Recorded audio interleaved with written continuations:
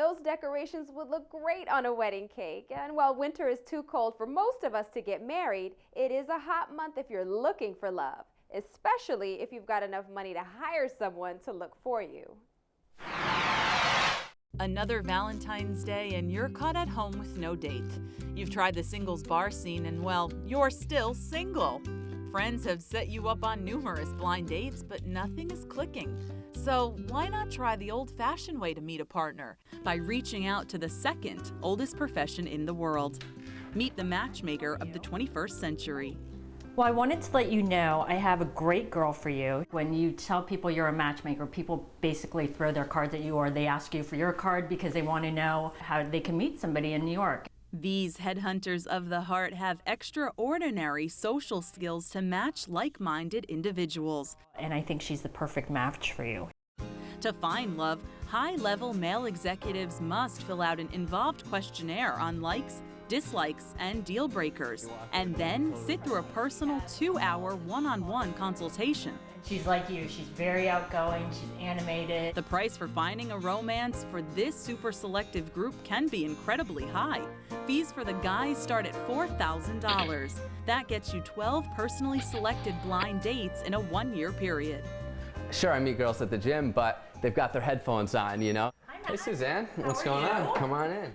Matt moved to New York from Colorado 6 months ago, and while he was meeting many women socially and during business events, he really wasn't clicking with anyone in particular. I kind of thought of it as an investment. I thought, well, wait a second, you know, to go out in New York and find the best apartment, you have someone going out there looking for you and making introductions. You know, there are very qualified women, don't get me wrong, but there are few of them. Does it look weird with the V-neck?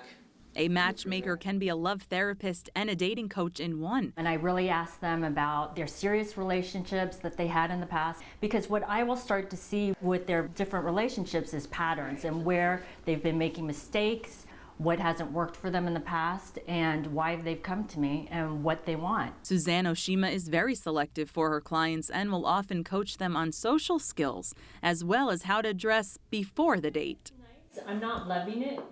It's about being open, and if you keep waiting for Mr. Right to come along and he has to have all those 10 things, you will be single in your 40s and 50s if you stay on this path. No one is ever going to have 100% of what you're looking for, so you need to decide what is most important to you. We were allowed to videotape Matt on his blind date to see if Cupid's arrow would strike. This should be interesting. Stephanie Carino has been looking for love since she came to the city in 2002. I feel like my friends try to set me up a lot because they see, well, my friend's single and your friend's single and we'll put them together, not necessarily thinking about, are they right for each other? Do they have like-minded interests? What's going on? Using a matchmaker works. They're sort of like your best friend where they're like, this person's looking for this thing, this person's looking for this thing, they should really meet. Blind dates can be awkward for some, even when the expert feels good about the pairing. It's going out to dinner and having drinks and really just talking and getting to know the person. People are shy and they don't necessarily open up until, you know, you get to talking to them a little bit and they open up to you. This way, you figure, I know that I'm going to have things in common with them from the start. But it helps Suzanne the matchmaker when each side's concerns are the same. She has to have a brain. Someone that I can get along with, someone that I feel like I'm not butting heads with. Obviously, good looking and pretty, all that is important. Looks are a little bit of it. Someone who you can share things with, and most important, have fun with. If I set up a female member with one of my male clients because she's exactly what he's looking for, it's not going to work if he's not what she's looking for. I like to think that the movies aren't 100% lying and that, you know, maybe I'll meet, you know, my once upon a time. See what happens. So, how did it go? We decided to revisit our matchmaker and review Matt and Stephanie's first date. I see two people that have great chemistry, and Stephanie's acting a little flirty. She's playing with her hair, so that shows she's very interested in him.